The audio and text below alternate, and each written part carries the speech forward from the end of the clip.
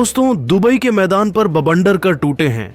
अक्षर और मोहम्मद शमी बांग्लादेशी बल्लेबाजों की धज्जियां उड़ाते हुए मचाया है। ऐसा हाहाकार देख खौफ में है पूरा क्रिकेट जगत। तो आखिर कैसे ओपनिंग मुकाबले के पहले 10 ओवर में ही भारतीय गेंदबाजों ने बांग्लादेशी क्रिकेट टीम को घुटनों पर ला दिया? अपनी कातिलाना गेंदबाजी से कैसे यह दोनों बन गए? बांग्लादेश के लिए यमराज दिखाएंगे। उनकी कातिलाना गेंदबाजी का पूरा वीडियो तो हमारे साथ अंत तक बने रहे। लेकिन उससे पहले आपको क्या लगता है कि अक्षर पटेल, मोहम्मद शमी और हर्षित राणा में कौन सबसे खतरनाक गेंदबाज है? अपनी कीमती राय नीचे कमेंट करके जरूर बताइए कि जसप्रीत बुमराह, मोहम्मद शमी और हर्षित राणा में कौन सबसे खतरनाक गेंदबाज है। अपनी कीमती राय नीचे कमेंट करके जरूर बताइए। दोस्तों, चैंपियंस ट्रॉफी 2025 का धमाकेदार तरीके से आगाज हो चुका है। इंडिया आज अपना पहला मुकाबला खेलने के लिए बांग्लादेश के खिलाफ दुबई इंटरनेशनल क्रिकेट स्टेडियम में उतरी, जहां सबसे पहले तो टॉस के लिए जब सिक्का उछाला गया, तब टॉस के बॉस बने बांग्लादेश के कप्तान नजमुल हुसैन संतो और उन्होंने टॉस जीतकर सबसे पहले बैटिंग करने का फैसला किया। लेकिन उन्हें यह अंदाज़ा भी नहीं था कि उनका यह फैसला अपने पैरों पर ही कुल्हाड़ी मारने के समान साबित होगा और भारतीय पेस बैटरी के आगे बांग्लादेश के किसी भी बल्लेबाज की एक नहीं चलने वाली है। जी हां दोस्तों, बांग्लादेश की तरफ से रनों की बारिश करने के इरादे से तंजीद हसन के साथ सौम्य सरकार की खतरनाक जोड़ी मैदान में आई थी।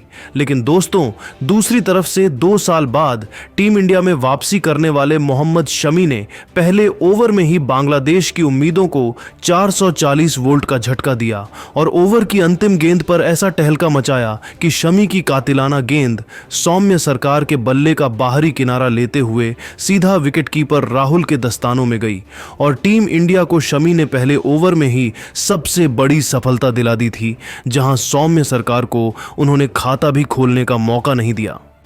उनके आउट होने के बाद मैदान में मोर्चा संभालने के लिए बांग्लादेशी कप्तान नजमुल हुसैन संतो आए थे। उन पर अपनी टीम को संभालने की बहुत बड़ी जिम्मेदारी थी। लेकिन दोस्तों, दुबई के मैदान पर आज तो भारतीय गेंदबाजों का जलजला आने वाला था।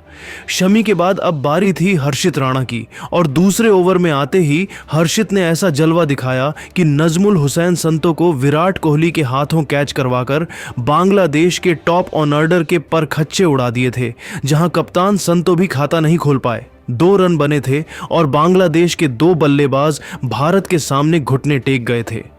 पूरा हिंदुस्तान खुशी से झूम रहा था क्योंकि इन दोनों गेंदबाजों ने तो बांग्लादेश की हालत ही बिगाड़ दी थी और अभी तो मुकाबला शुरू ही हुआ था।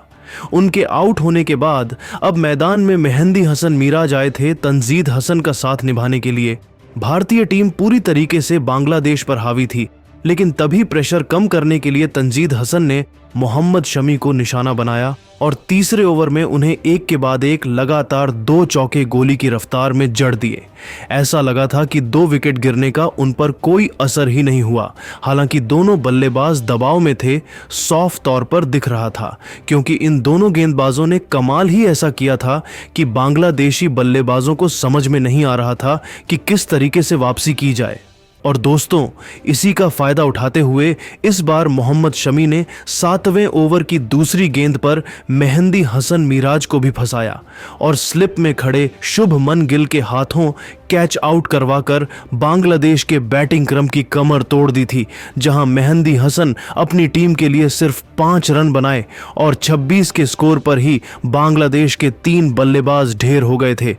बांग्लादेश की पारी ताश के पत्तों की तरह बिखर रही थी और जिस तरीके से यह दोनों गेंदबाजी कर रहे थे, ऐसा लगा था कि बहुत जल्द यह दोनों बांग्लादेश को ऑन आउट कर देंगे और आज भी बांग्लादेश बुरी तरीके से टीम इंडिया से हारेगी।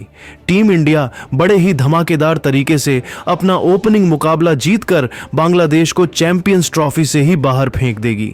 लेकिन दोस्तों, अब आपको क्या लगता है कि टीम इंडिया क्या इस बार चैंपियंस ट्रॉफी की चैंपियन बन पाएगी? अपनी कीमती राय नीचे कमेंट करके ज़रूर बताइए और ऐसी ही नई और धमाकेदार खबरें सबसे पहले जानने के लिए हमारे इस वीडियो को लाइक और चैनल को सब्सक्राइब करना बिल्कुल भी ना भूले। धन्यवाद।